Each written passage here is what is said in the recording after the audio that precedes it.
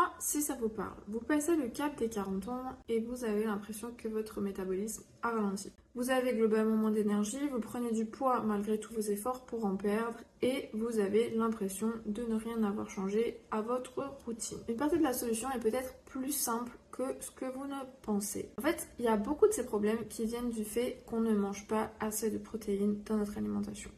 Et on en a justement beaucoup plus besoin quand on vieillit, que ce soit chez les hommes ou chez les femmes, mais chez les femmes, c'est encore plus important. Il y a énormément de femmes, peu importe leur âge, qui sous-consomment les protéines sans même s'en rendre compte. Et alors, après 40 ans, le métabolisme ralentit, on perd plus facilement du muscle et la graisse devient plus difficile à brûler, notamment celle au niveau du ventre. Aujourd'hui, on va voir pourquoi les protéines sont si importantes après 40 ans. Les signes que vous n'en mangez pas assez, comment les intégrer davantage et tout ce qu'il faut savoir autour des protéines globalement. Et je vous le dis, faire ce seul changement dans votre alimentation peut vraiment transformer les choses et les résultats. Je l'ai constaté sur moi-même et dans mes résultats à la salle de sport. Et évidemment, j'ai pas encore plus de 40 ans, mais les protéines sont importantes à tous les âges. Clairement, j'ai vu la différence quand j'ai augmenté ma quantité de protéines et ma qualité de protéines dans mon alimentation. Je l'ai vu aussi chez énormément de mes clientes, particulièrement celles de plus de 40 ans, parce que c'est là que l'impact devient vraiment énorme. Le corps ne métabolise plus les protéines aussi efficacement, donc on en a réellement besoin de plus en plus avec l'âge qui avance. On va parler de tout ça aujourd'hui, des risques aussi liés au manque de protéines, de ce que cela implique sur la santé à long terme. Alors, commençons tout de suite par pourquoi on a besoin de plus de protéines après 40 ans. Une des raisons principales, c'est qu'après 30 ans, on commence à perdre de la masse musculaire. Et oui, c'est naturel et c'est comme ça. Donc c'est très important d'en conserver. Ce n'est pas seulement une histoire de bodybuilding, de physique, de performance ou d'esthétique. C'est vraiment que le muscle est un tissu métaboliquement actif qui joue un rôle essentiel dans votre métabolisme et dans son fonctionnement. Donc après 30 ans, on perd progressivement du muscle et ça s'accélère à 40 ans, puis à 50 ans et ainsi de suite. Et il y a une des raisons de cette perte accélérée, c'est que notre corps métabolise moins bien les protéines. Et on va pas réussir à compenser si on n'augmente pas nos apports. Donc au final, c'est un ajustement qui est assez simple à faire si on prend un peu de recul. Et aussi, il y a des changements hormonaux qui interviennent avec l'âge, notamment chez les femmes. Il y a l'oestrogène qui va diminuer, chez les hommes, c'est la testostérone qui diminue. Résultat, on conserve moins facilement son muscle. Donc il faut se battre un peu plus pour le maintenir. Comme on digère et on assimile aussi moins bien les protéines, il faut miser sur des protéines de qualité issus de bonnes sources pour couvrir ses besoins, soutenir ses hormones et préserver sa masse musculaire. Le problème aujourd'hui, c'est que les recommandations officielles en protéines sont beaucoup trop basses et elles correspondent au strict minimum pour fonctionner au quotidien, mais pas pour une santé optimale au sens où je l'entends. Si vous voulez préserver votre muscle, eh bien c'est crucial en vieillissement de viser beaucoup plus de protéines. Conserver sa masse musculaire réduit le risque de blessure, vous rend plus stable et diminue les risques de chute. Elle diminue aussi les risques de fracture ou de casse. La masse musculaire, ça soutient aussi votre métabolisme. Vous utilisez mieux votre énergie, vous êtes plus efficace au quotidien et cela améliore aussi votre sensibilité à l'insuline parce que les muscles stockent du glucose. Donc, plus vous avez de muscles, plus vous avez d'espace pour stocker le glucose dans le corps. Et ça améliore votre sensibilité à l'insuline. Bref, avoir du muscle, ce n'est pas juste une question de look ou de force, c'est vraiment une question de métabolisme et de santé globale. Alors, combien de protéines vous devez vraiment consommer? En général, les recommandations classiques, environ 0,8 g par kilo de poids de corps idéal. Une meilleure cible, ce serait de viser environ 1 g de protéines par kilo de poids de corps idéal. Quand on est jeune, très sédentaire, qu'on ne s'entraîne pas, on peut parfois s'en sortir avec un peu moins.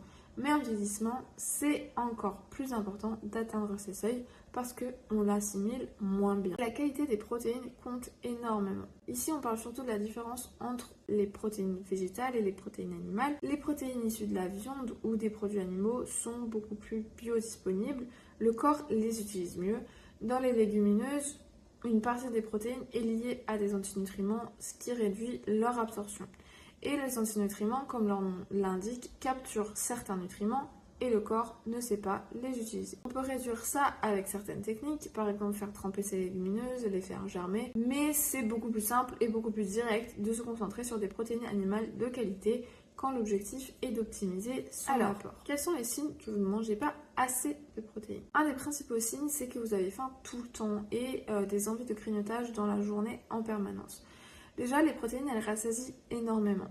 Donc, comme le corps en a besoin pour fonctionner pleinement, vous pouvez rester affamé tant que vos besoins en protéines ne sont pas couverts. C'est pour ça qu'il est facile de trop manger des aliments pauvres en protéines, comme par exemple des chips, des frites ou autres snacks industriels, parce qu'en fait, ils n'apportent pas de protéines. Alors que si vous axez votre repas sur du poulet ou un steak, c'est très difficile de trop manger une fois vos besoins couverts parce que la faim va s'atténuer petit à petit. Donc si vous avez faim entre les repas, si vous avez besoin de grignoter, c'est souvent un signe que vous manquez de protéines sur votre repas principal. Un autre signe, ça peut être la chute de cheveux, des cheveux qui s'affinent pour les femmes ou des ongles cassants. Les protéines, elles permettent de construire et maintenir tous les tissus du corps, dont les cheveux, les ongles, les articulations et les os. Donc si vos muscles sont très douloureux après l'entraînement et mettent longtemps à récupérer, ça aussi, ça peut être un signe.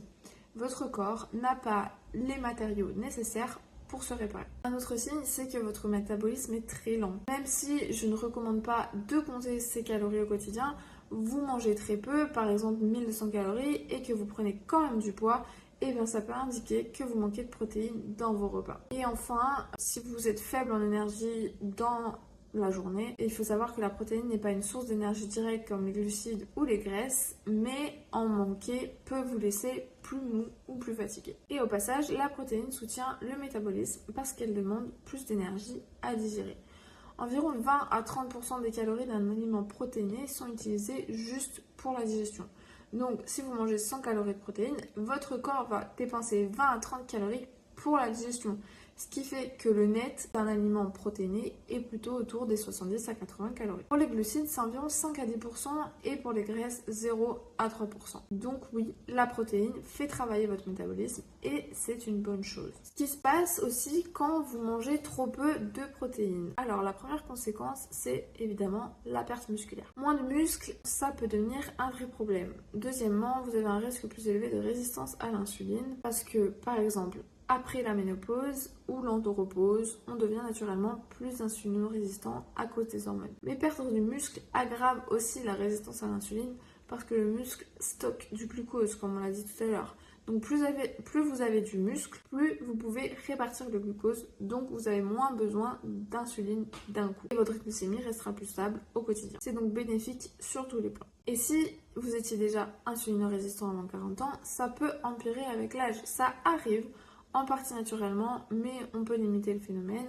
Protéines plus muscles, ça aide énormément. Les autres risques, c'est plus de risques de chute, plus de fractures, plus de fragilité au niveau de votre corps et plus tard, une grosse chute peut fortement impacter votre longévité. C'est pour ça qu'il est important de s'en occuper très tôt, pas juste quand on est déjà en difficulté. Manger trop peu de protéines diminue aussi votre immunité et rallonge votre temps de guérison. Après 40 ans, c'est vraiment important parce que tout peut décliner plus vite. Donc tout ce que vous faites pour rester en avance compte.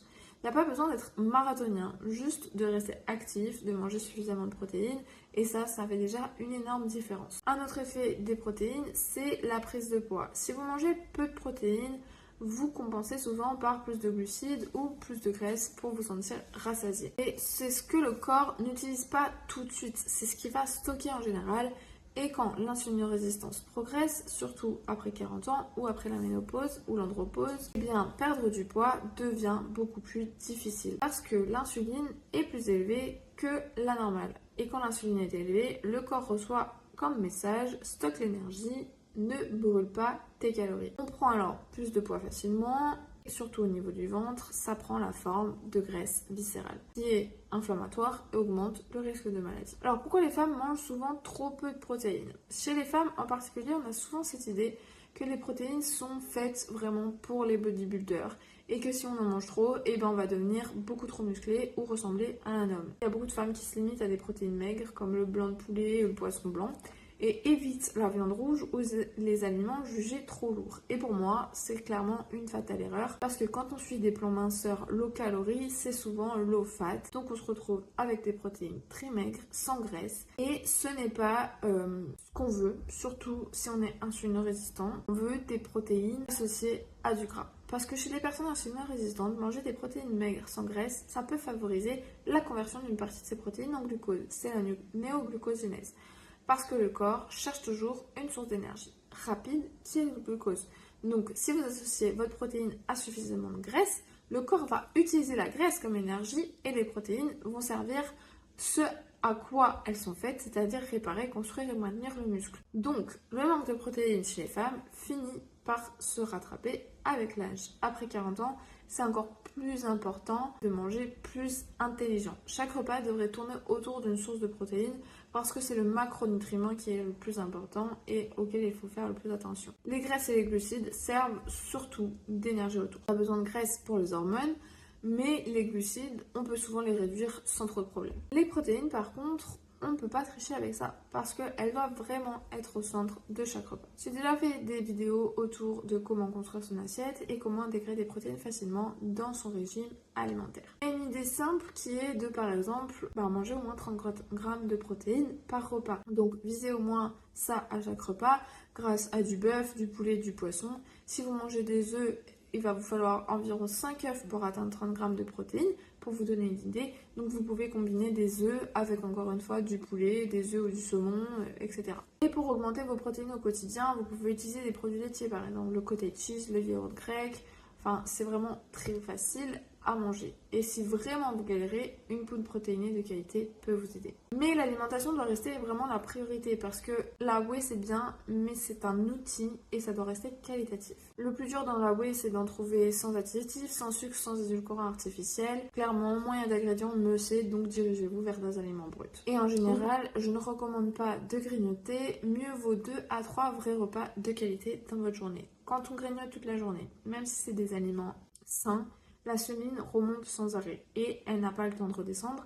Alors que c'est justement là que la sensibilité à l'insuline s'améliore, c'est quand elle est au plus bas. Donc laissez quelques heures entre vos repas, c'est vraiment bénéfique pour la digestion et le métabolisme. Et si vous mangez suffisamment de protéines, vous aurez naturellement moins envie de grignoter et moins faim, donc réduire votre nombre de repas sera beaucoup plus facile. Et surtout, n'oubliez pas, il n'y a pas besoin d'une révolution alimentaire. Il faut juste tout simplement choisir votre source de protéines de qualité avec une quantité raisonnable. Vous pouvez, si vous le souhaitez, commencer par traquer votre nombre de protéines avec une application. Pour moi, c'est un outil utile au début pour s'en rendre compte et puis après, passer sur l'alimentation intuitive, c'est beaucoup mieux. Et vous verrez qu'en suivant quelques jours vos apports, vous comprendrez que généralement, vous n'en mangez pas assez et combien vous devez adapter en privilégiant les protéines animales et centrer vos repas dessus.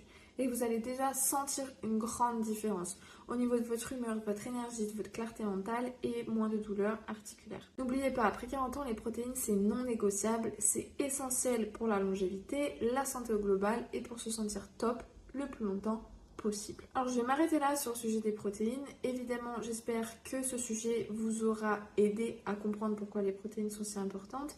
Si vous voulez que je fasse d'autres vidéos sur le sujet des protéines, n'hésitez pas à me le dire en commentaire. Et puis je vous dis à très bientôt pour une prochaine vidéo. Ciao!